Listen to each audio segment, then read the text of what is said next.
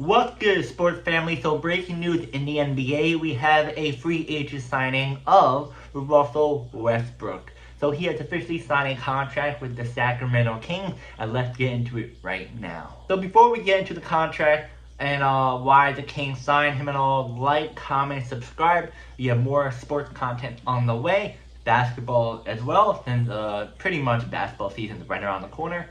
So let's get into it. So as many of you guys know, Russell Westbrook was a free agent mostly his whole offseason. No teams wanted him. I think some teams did, but for a small amount. And he was like, hey, I'm going to bring more to the team, pay me more. And then he was really close to going to, I think, China, if I'm correct, to play ball there, since they were going to spend him a lot more money. But he ended up taking a route to Sacramento. And this is the reason why the whole reports and all of what we know so far. So what we do know, what's been reported: agreement reached as of October 2025. Multiple outlets say Russell Westbrook has agreed to deal with the Sacramento Kings. The report suggests that mutual interest has been building for a while, and the Kings were among his likely landing spots. So there's really not any other information about him. How many years, how much the money costs, what his role is. So let's maybe deep a little bit more. So, pretty much explained that early in the offseason, the King and Russell were talking about a contract, and it just sometimes it was talking, sometimes they weren't talking, so it was just taking a little longer than expected. And then, pretty much some other stuff here and there, like how the roster is going to be a risk. It looks like some players like Schroeder added already, and several guards on the roster. Finding minutes to manage touches could be tricky for Russell Westbrook to have a big role in the team.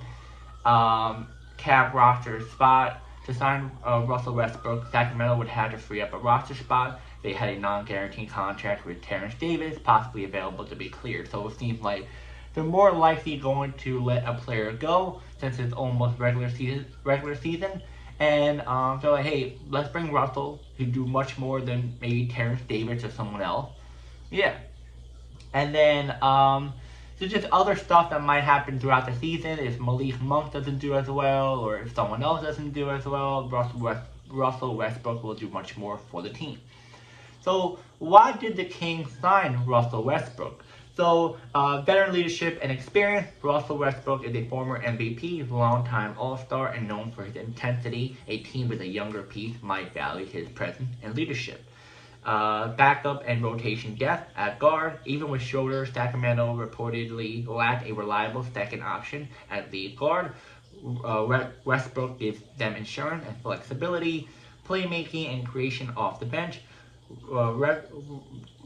Russell still brings the ability to generate offense, penetrate, and facilitate, useful in second unit to stage lineups. Connection and chemistry, familiarity. Some reports mention that Russell had relationship across the organization with players already on the team or the circle, which helped smooth a transition. And last but not least, ticket and marketing appeal. Adding a star Russell statue even at late his career brings media attention, fan interest, and narrative value. So yeah, that's the reason why the Kings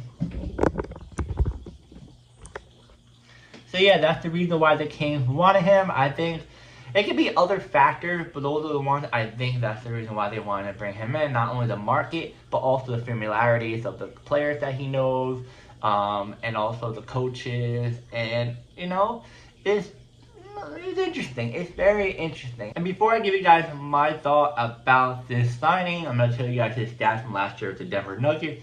Game played 75, points per game 13.3, assists per game 6.1, rebounds per game 4.9, field goal percentage 44.9%.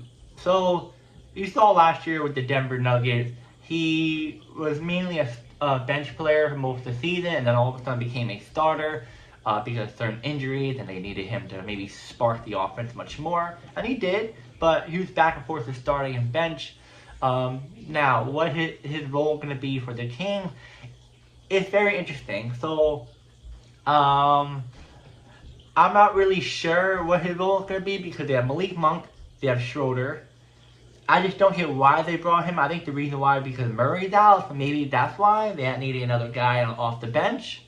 It looks like, you know, Schroeder's going to be the starting point guard, and more likely Malik Monk will be in the plug-in for Murray. I'm not really sure why they do this. I find it very interesting.